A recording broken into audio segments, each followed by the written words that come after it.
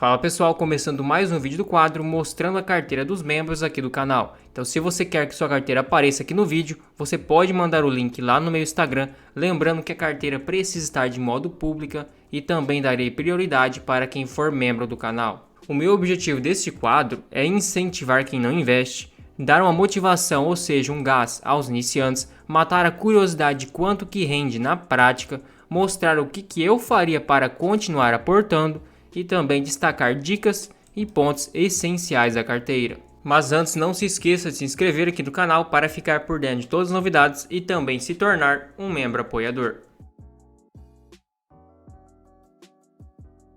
A primeira carteira é do inscrito Mendes. Ele investiu R$ 105.685 e tem um saldo bruto de R$ 104.500, uma queda de 1%, sendo que sua carteira está bem diversificada, 64% ações, 23% fundos imobiliários, 7% renda fixa, tesouro direto, 2,3% estoques, ações americanas, 1% ETFs e também 1% praticamente no CDB. Ele começou a investir no mês 3 de 2023 com 26 mil na pancada, depois foi fazendo aportes pequenos, sendo que acabou vendendo lá no mês 6, reduziu o patrimônio para 22 mil, aí novamente começou a aportar e fez um grande aporte do mês 11 para o mês 12. Saltou de 55 mil para 110 mil reais. Ele possui 14 ações na sua carteira, sendo a Vale, BB Seguridade, Transmissão Paulista, Banco do Brasil, Taesa, Mali Metal Leve, Irani, Itaúsa, Banco ABC, Gerdau, Petrobras, Taurus, Sanepar e Indústrias Home.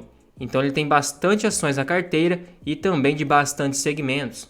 Ele tem uma ação de seguro com BB Seguridade, ações de energia ele tem a Taesa e a Transmissão Paulista, ações no ramo de indústrias ele tem a Home, também tem a Mali Metal Leve, tem Irani no ramo de commodities, Itaúsa no setor financeiro junto com o Banco do Brasil e BB Seguridade, que também entra querendo ou não, tem a Vale de commodities junto com a Petrobras, a Gerdau de metalúrgicas, Banco ABC no segmento bancário também, a Taurus também no ramo de indústrias e Sanepar no ramo de saneamento.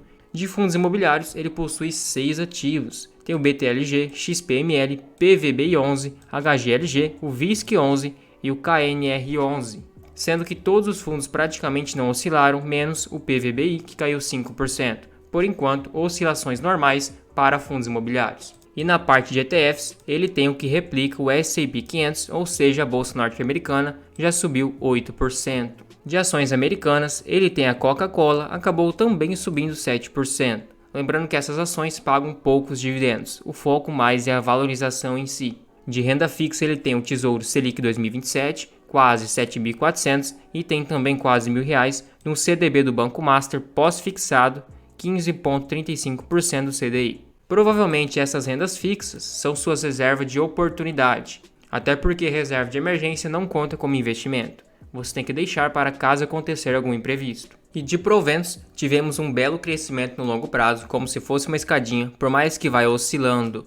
É um crescimento nítido no longo prazo, inclusive agora no mês 5 ele ultrapassou R$ 1.100 de dividendos, sendo que de forma anual ele recebeu em 2023 R$ 2.083 e agora em 2024, em apenas 5 meses, R$ 4.100. Podemos esperar por volta de R$ 10.000 em 2024. Então uma carteira com yield de quase 10%. E a rentabilidade da sua carteira desde o início está em 60%, isso de forma ponderada, calculando cada rentabilidade de cada aporte e fazendo a média. O IPCA ficou em 5%, CDI 14%, o Ibovespa 24%. Então foi uma bela de uma rentabilidade. E olhando o gráfico de pizza, de como está separada a sua carteira por segmento, o setor bancário está com 22%, energia elétrica 17%, minerais metálicos 12,5%, quase 10% em seguradoras, 7% em automóveis, papéis e celulose 7,2%, siderúrgicas 6,7%, exploração e refinaria 6,5%, armas e munições 4,3%, saneamento 3,9% e máquinas e equipamentos com a Home 1,8%. Então é uma carteira que tem bastante segmentos. As suas 5 principais posições são a Vale, com quase 8.500, BB Seguridade com quase 6.500, Transmissão Paulista com quase 6.000, Banco do Brasil com quase 5.800 e Taesa com quase 5.700. Então está focado em ações previdenciárias como maior posição. De maneira geral, como que eu continuaria aportando? Levando em conta que você tem bastante ativos, Não é ideal adicionar mais ativos na sua carteira, isso na minha visão. Então eu aportaria no que estivesse mais descontado e o restante, a posição iria diminuindo porque meus aportes seriam concentrados em ações mais baratas, assim seria a maior porcentagem na carteira.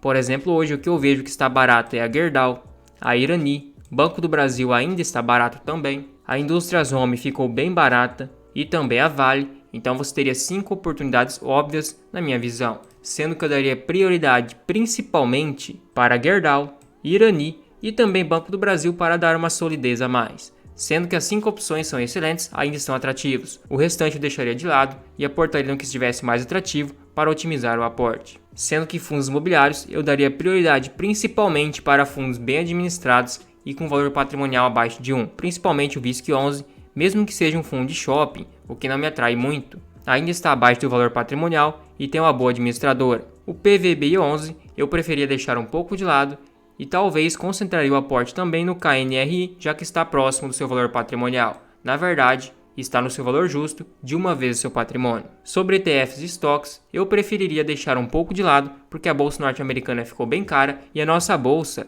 tem bastante oportunidade pela frente, já que você tem muitas ações para reduzir o preço médio também. No geral, uma carteira bem montada, porém com bastante ativos. O que eu faria de imediato era concentrar o aportes nas principais ações baratas, o restante iriam ser diluídas e depois, num outro momento, quando tivesse outras ações baratas, fazer o aporte também. Assim iria balanceando na carteira e comprando o que está mais barato para ter um preço médio melhor, um dividendo melhor e uma rentabilidade melhor. Mas no final a boa carteira, só manter a consistência. A outra carteira é do inscrito e também membro aqui do canal, Clayton Douglas. Ele investiu 16.400, tem 16.800, subiu 2,5%.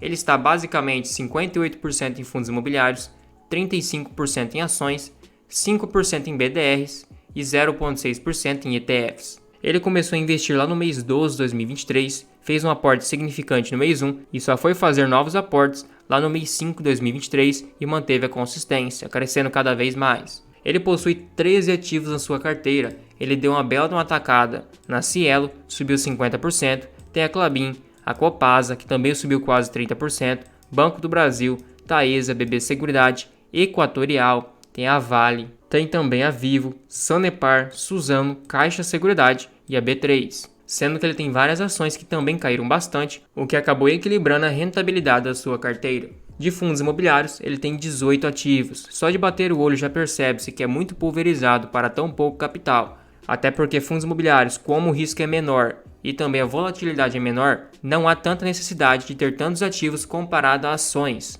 Acaba ficando a diversificação muito grande e não consegue montar uma boa posição em cada um.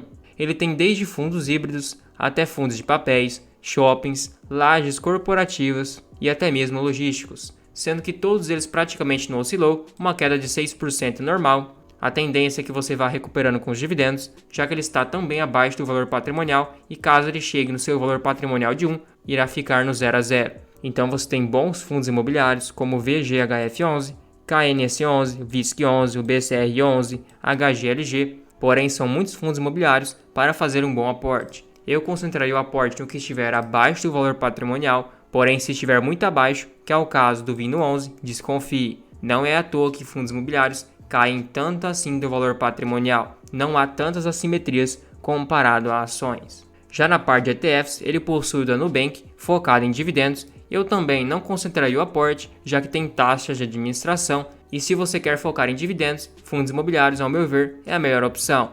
Claro que ações têm um crescimento maior, mas se você quer o único e exclusivamente dividendos, eu preferiria fundos imobiliários. Na parte de BDRs, você tem 4 ativos, Coca-Cola, Bank of America, Apple e Nike. Vai depender da sua estratégia, já que é um focado um pouco mais em crescimento, porque seus dividendos são bem baixos, não passam de 2%. Já teve valorizações significativas com a Apple, por exemplo. Porém, é muito ativo para pouco capital. Na parte de dividendos, em 2023 ele recebeu R$ 623 e em 2024 R$ 716 em apenas 5 meses. Vai praticamente dobrar o dividendo de 2023, sendo que o mês que ele mais recebeu também foi no mês 5, R$ 171.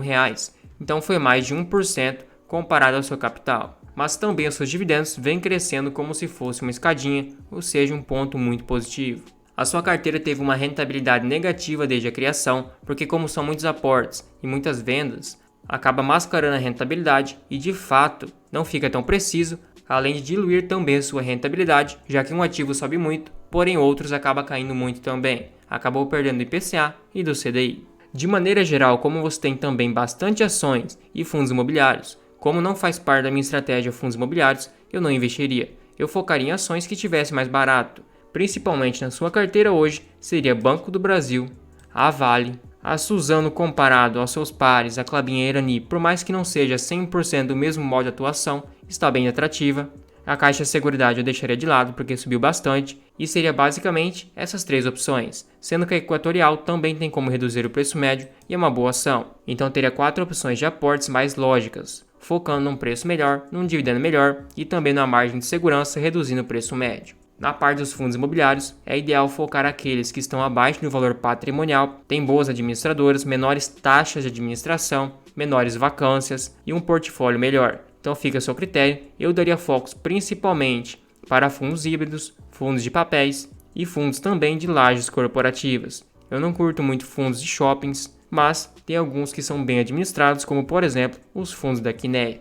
Na parte dos ETFs e BDRs, eu deixaria de lado por causa da tributação. Quem está começando, perder dinheiro para impostos não faz muito sentido e, como eu disse, a bolsa norte-americana ficou bem cara e aqui no Brasil tem diversas oportunidades. Então eu focaria principalmente no que estivesse mais barato, que é o caso do Banco do Brasil, da Vale, da Equatorial e da Suzano. O restante deixaria de lado, aumentaria a posição nessas 4 ações e depois iria ver o que estivesse mais barato novamente e continuar os aportes. Acabou parecendo uma carteira bem confusa, porém tudo tem solução, é simplesmente comprar boas ações a bons preços e deixar o longo prazo fazer o seu papel. Também não se esqueça de se tornar um membro apoiador aqui no canal, você recebe selos de fidelidade para te diferenciar nos comentários, tem prioridade de resposta, acesso a uma planilha de preço teto e a um grupo no WhatsApp exclusivo para membros.